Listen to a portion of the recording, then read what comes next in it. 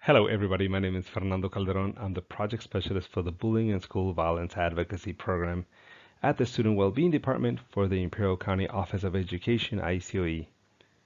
Today, we have a great presentation where we're going to be talking about how to speak to your child about bullying, cyberbullying, and school violence. This PowerPoint presentation is definitely designed for parents and also for students. This PowerPoint presentation is also available in Spanish, but today we only have it in English. Before we jump into our PowerPoint presentation, I would like to talk to you a little bit about the Bullying and School Violence Advocacy Program. The Bullying and School Violence Advocacy Program promotes a caring community in school, empowers victimized students. It creates a safe learning environment for our students, and also we love to help our teachers, our parents, our principals, and our counselors improving attendance and school safety. So let's jump into our agenda. That is our next slide. All right, as you can see here on slide number 2, our agenda. First of all, we're going to be talking about what is bullying. Second, we're going to be talking about the types of bullying. Number 3, what is not bullying? Number 4, how does bullying affect us all? Number 5, what can we do to prevent this from happening? Number 6, support. Number 7, effective communication skills.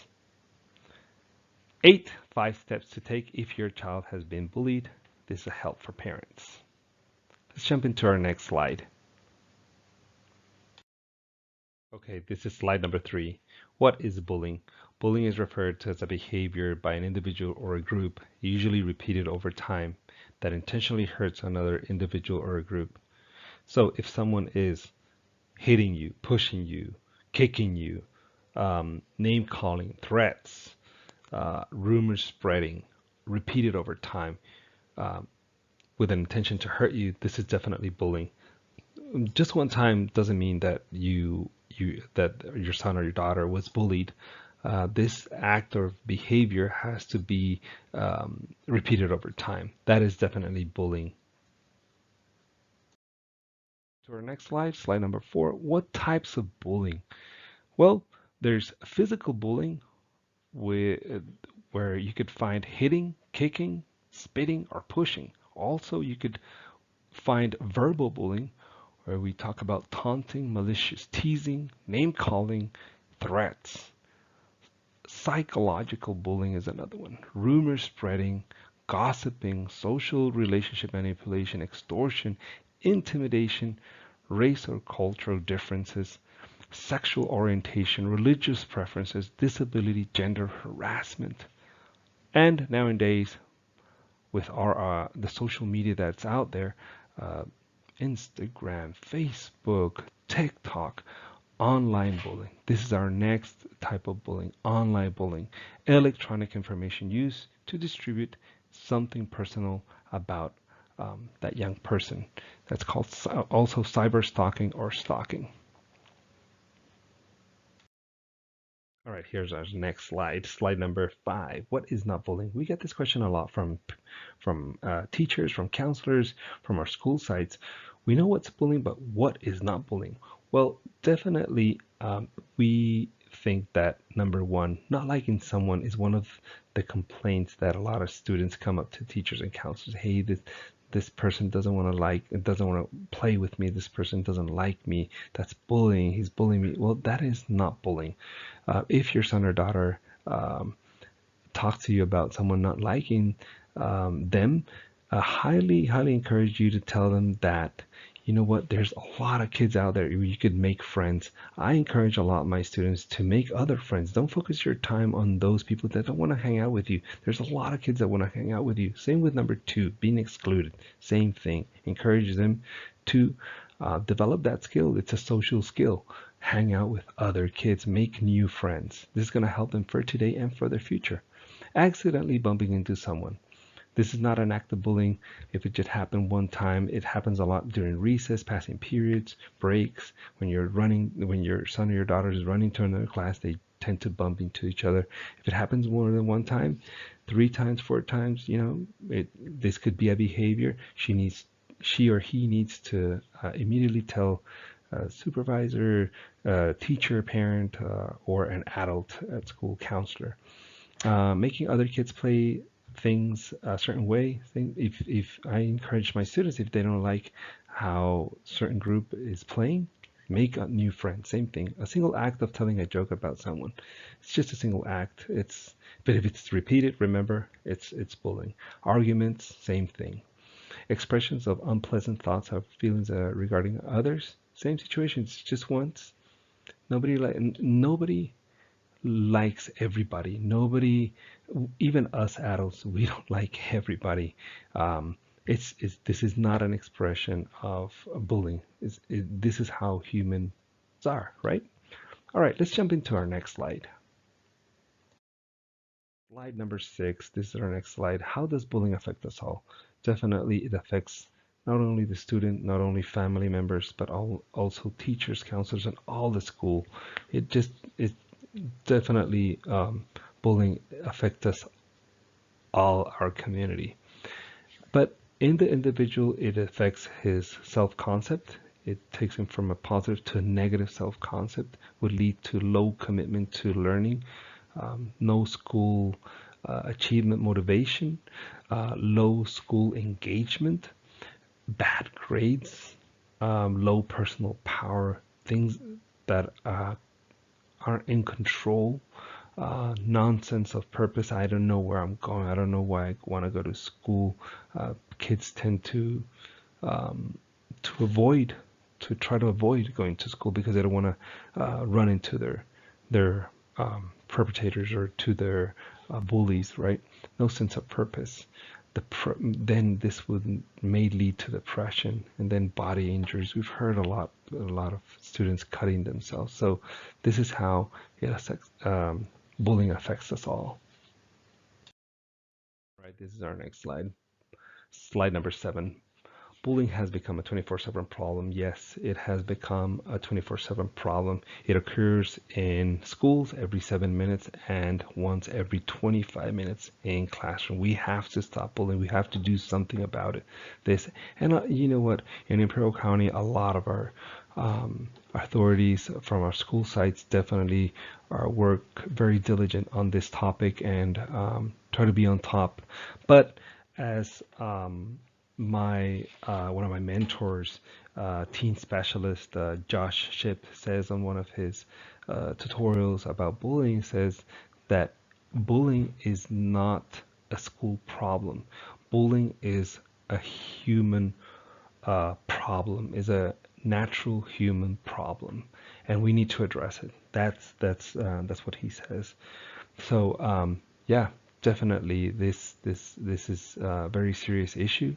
Every 7 minutes and once every 25 minutes in a classroom. So there's a lot of work to do in our schools. Next slide. What can we do to prevent this from happening? All right, this is our next slide, slide number 9. Definitely, what can we do to prevent this from happening? Definitely, I think family support. We need to provide our son or daughters with all the support that they need. Family support provides high levels of love and support.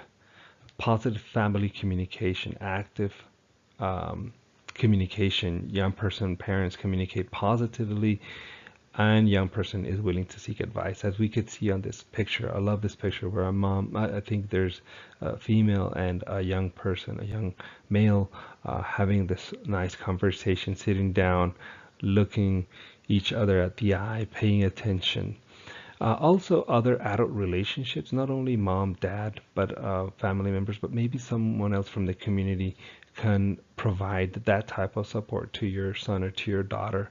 The more other adult relationships they have, non that are not parents, involved in their lives, it's better for them, better to overcome these situations, and they have that communication. So also, obviously, parent involvement in school. Parents uh, act involved or involved in helping our young persons in school. This would definitely help them succeed in this situation and other areas in the school, definitely. All right, our next slide, slide number 10, effective communication. And I love the picture that we have here on this slide. We have two males, a young male and an adult. Maybe it could be his father, his uncle, his brother. We don't know. But as you could see on the picture, they're both laughing. They're having a good time. There's a hug right there, you know. Effective communication. I think this picture reflects a good time between two parties where they're having a, a deep conversation. They have had some good time together and they're laughing, you know. So this, I think this is a great example of the reflection of good communication. So if you're a parent of a child or adolescent, good communication is the key to building self-esteem and mutual respect. Effective communication goes um, beyond casual conversations, not just at the end of the day asking your child, your son, your daughter, hey, how was your day? Did you do your homework? No, you know what? Sitting down and looking in the eye, paying attention, putting electronics away, and focusing on how was your day? How do you feel? What can I do to provide support to you in any way? Is there bullying going on in your school? Is someone hitting you? Someone bothering you? Is someone stalking you online? Having deeper conversations will definitely boost up self-esteem from our young ones, and there will be mutual respect, you know. This is a great slide. Here's our next slide, slide number 11. Continuing with effective communication, definitely be available for your children. Take advantage of the times your children are willing to talk. Be available for them. Definitely, as we could see on the picture, they're about to have dinner or they already had dinner or something like that, or lunch. Initiate conversation, you know, initiate what was going on during their day, how are they feeling at school, what is happening in their lives. So this is effective communication. Right, our next slide, slide number 12, talks about the home is a school, a child's first school. I took this slide from my colleague Dan Tewalt from Student Well-Being Department, and he does presentations on homeless youth in Imperial County. And one of his presentations, he talked about home, and I really liked what he mentioned that it is true. It's a child's first school. Home represents a place where stability, love, comfort is a setting for a child's physical, mental, and emotional, spiritual growth.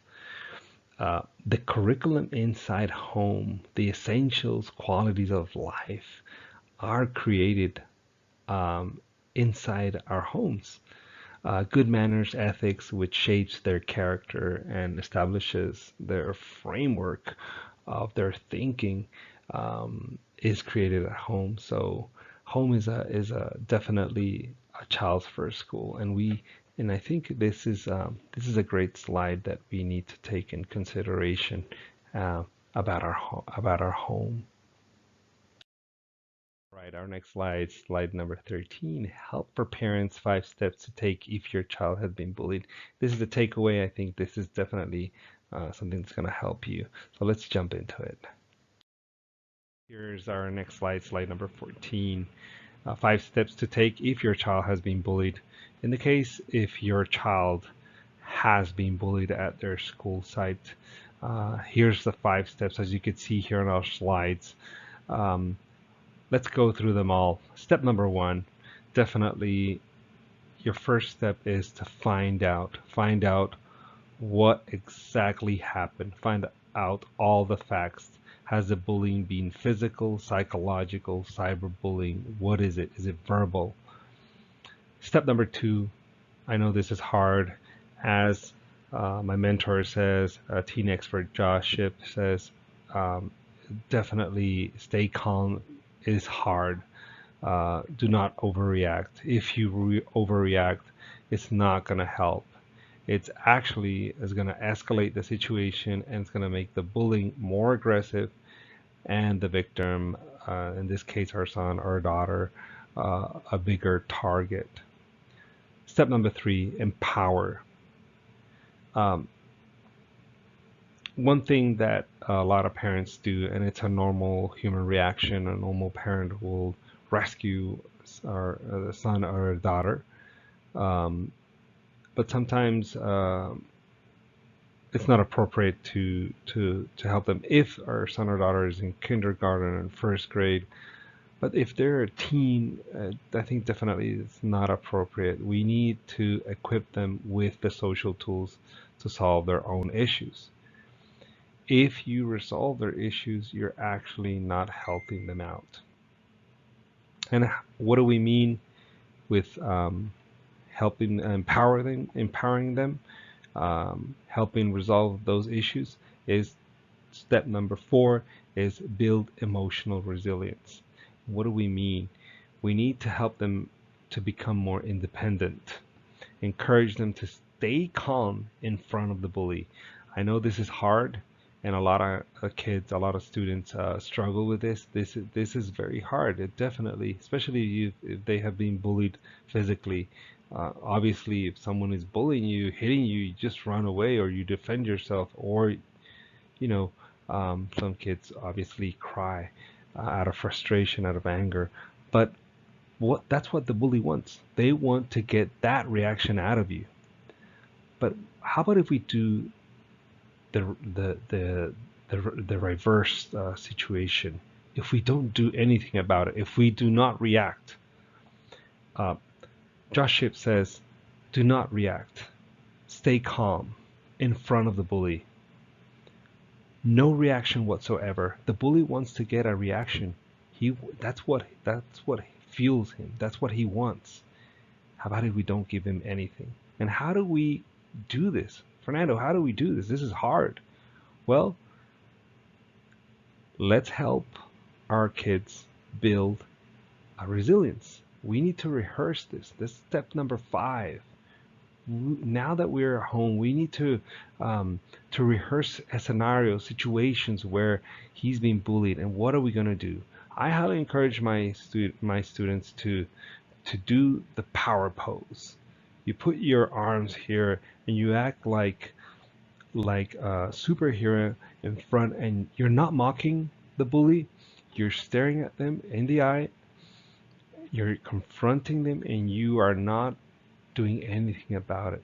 If they start hitting you, I tell them, if someone starts hitting you, immediately run to an adult, immediately tell a principal, teacher, counselor, student, or get help immediately. But if they're just mocking you, they're just making fun of you, stay calm, breathe, stare at them. Yes. Am I fat? Yeah, I'm fat. Yes. Am I ugly? Yep, I'm ugly. Yes. Rehearse these type of scenarios. It's just going to build their self-esteem, build their personal power. And stay calm and provide kindness to a zero reaction. This is going to equip them to your son or your daughter with it's a social skill that they're going to need for today and for the future, So remember, bullying is not a school problem. It's a social issue. It's a human flaw. It's a human negative that we have that we need to resolve. So that's slide number 14. That is our 5 steps to take in case that your child has been bullied. Step number 1, find out what is going on. Number 2, stay calm. Don't overreact. It's just going to escalate the situation. Number 3, empower them. Do not rescue them, but equip them. Number 4, step number 4, build emotional resilience. We need to help them become more independent. Number 5, rehearse, practice. Practice the scenarios. All right, let's go to our next slide.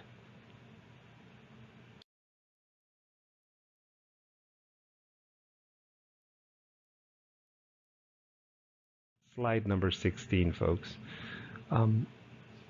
Let your child know that you're listening to them. When you have those conversations about what happened at school, who's bullying you, who is hurting you at school. Eye contact, sit down, no electronics, no phone. A lot of students tell me that some parents, some adults don't listen to them because they're on their phones, and that's very sad. So I highly encourage you to focus on what's going on that conversation. Initiate conversation. Remember what we talked about, effective communication. When your child talks about their concerns, stop whatever you're doing and listen to them. I know this is tough. We all have busy schedules, but this is very important. Let's go to our next slide. Slide number 17. Let your child know that you're listening to them. I put again that slide, that picture, female and young person, they're having this great conversation. Listen to their point of view. Allow them to finish before you respond. Us adults want to resolve everything, right? Want to let them our experiences. Let them talk. It's their time. We are listening, active listening, and before we respond, let them finish everything that they're saying. Do not provide immediate solutions. Just listening to them. My supervisor encourages me to do that a lot. Listen to what they're saying. Repeat what you've heard to make sure that you understood correctly. This is active listening. Repeating. You could say, so Jonathan, what you're telling me is that. So Ashley, so what you just told me is that what happened today at school was this, and that. Paraphrasing, that's how they call it in active listening. Repeating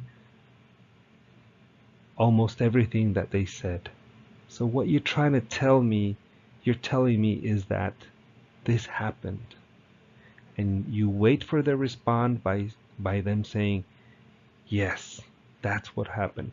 If they say, no, you didn't understand me, this is what happened. Okay, you do it again. Oh, so what I heard was this and this happened. Yes, mom. Yes, dad. This is what happened. Repeating what you've heard, make sure you understood correctly. Let's go to our next slide. All right, slide 18. Respond in a way so your child listens.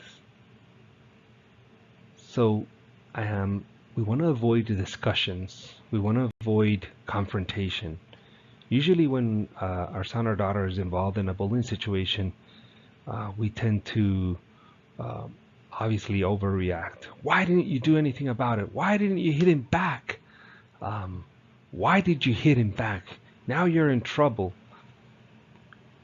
We need to have a conversation, and having a conversation is focusing, active listening, repeating, paraphrasing in a calm way, providing them with the support that they need in that time, not focusing on our feelings. I know that's tough, but we need to focus on your child's, your son, your daughter's feelings, not on your own. So you could say, I know you might not agree with me, but this is what I think. This is what I think you should have done, etc.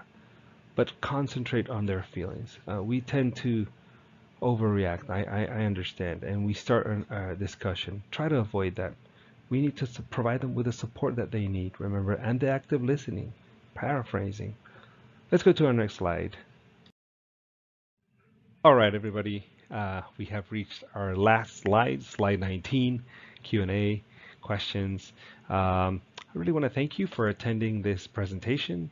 I hope it helped out in any questions that you had on what to do in case if your son or daughter has been involved in a bullying situation.